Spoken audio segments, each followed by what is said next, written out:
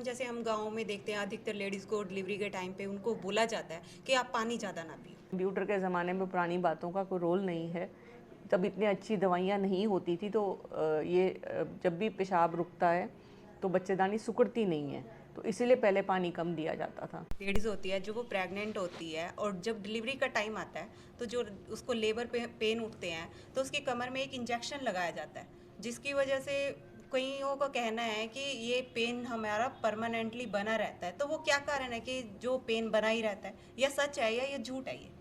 ये तो एक मिथ है, क्योंकि लेबर पेन में इंजेक्शन उन पेशेंट्स को लगाया जाता है, दो तरीके से इंजेक्शन लगाया जाता है। एक जो पेनलेस डिलीवरी कराना चाहते हैं एपिड्यूरल एनेस्थीसिया के लिए, और दूसरा इंजेक्शन होता है स्पाइनल नीडल, जब सिजेरियन के टाइम लगता है स्पाइनल के लिए।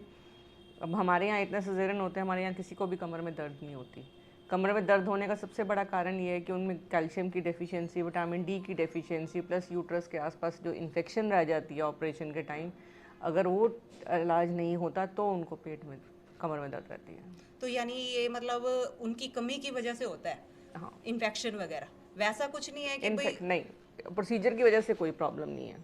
तो मैम जैसे कईयों का होता है डिलीवरी के बाद क्या है, माहवारी जो चलती है, ब्लीडिंग जो चलती है, कईयों का तो मतलब 7-8 दिन या नॉर्मली चलता है और कईयों का बहुत दिन तक लॉन्ग टाइम हो जाता है। तो ऐसा क्या कारण होता है कि जो उनको ब्लीडिंग काफ़ी टाइम चलती है, क्या वजह रह जाती है?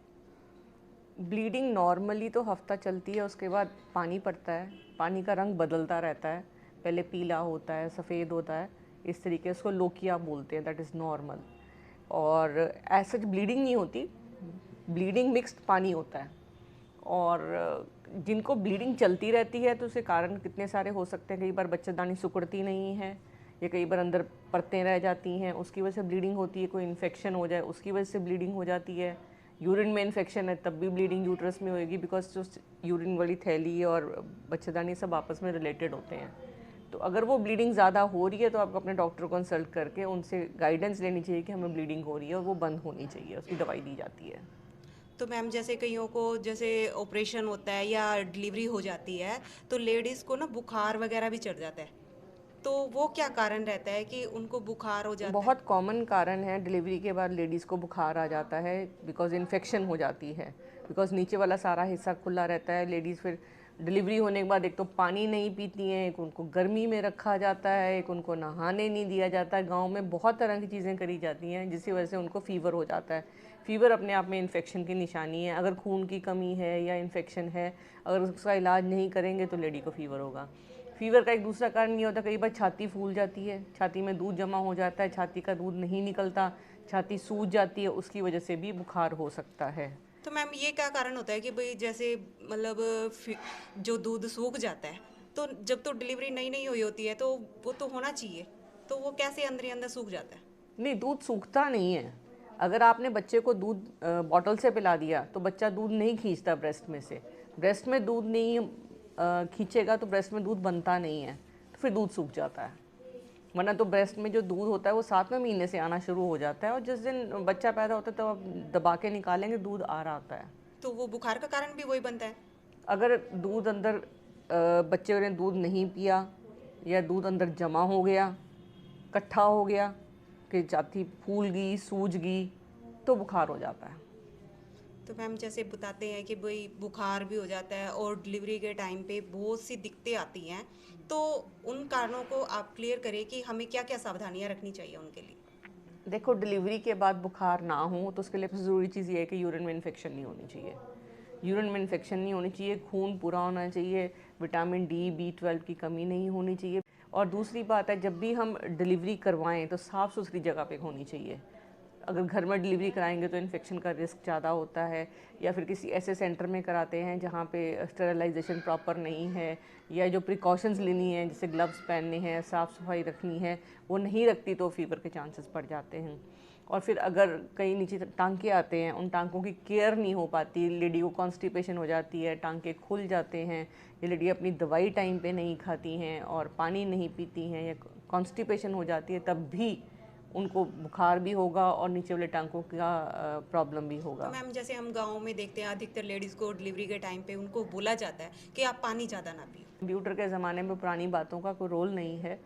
तब इतनी अच्छी दवाइयाँ नहीं होती थी, तो जब भी पेशाब रुकता है तो बच्चेदानी सिकुड़ती नहीं है, तो इसीलिए पहले पानी कम दिया जाता था।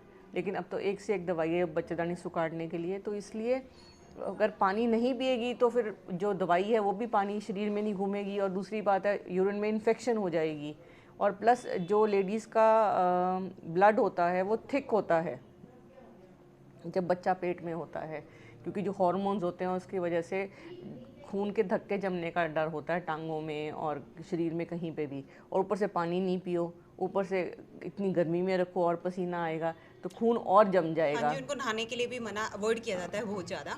आज ही मेरे पास एक पेशेंट थी, पूरे दस्ताने पहने हुए, सिर पर टोपी पहनी हुई है, इतनी ठंड में पसीने आ रहे हैं उसको, चलने घबराहट हो रही थी पेशेंट को गर्मी से, लेकिन क्योंकि पानी भी मना किया हुआ था तो वो दिक्कत होती है।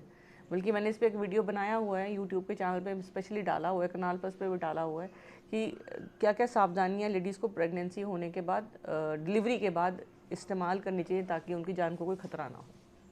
तो मैम जैसे बताया जाता है कि जैसे डिलीवरी हो जाती है और खाने पीने पे जो विशेष ध्यान दिया जाता है वो उसको उस समय क्या क्या खाना चाहिए, क्योंकि हमारे जैसे गांव में भी हो गया, कहीं जगह है आज भी पुराने जो ज़माने के लोग हैं वो क्या बोलते हैं कि तुम्हें ठंडा ऐसे नहीं खाना है तो तुम्हारे को दिक्कत आ जाएगी, तुम्हारे पेट फूल जाएगा, तुम्हारा पेट ऐसे बड़ा हो जाएगा, बच्चे को इफेक्ट जाएगा। तो बहुत से मतलब रुकावटें आती हैं ज़िंदगी में ऐसे ही, तो उनके लिए देखो एक सिंपल सी बात है, हमें एक बैलेंस डाइट खानी चाहिए।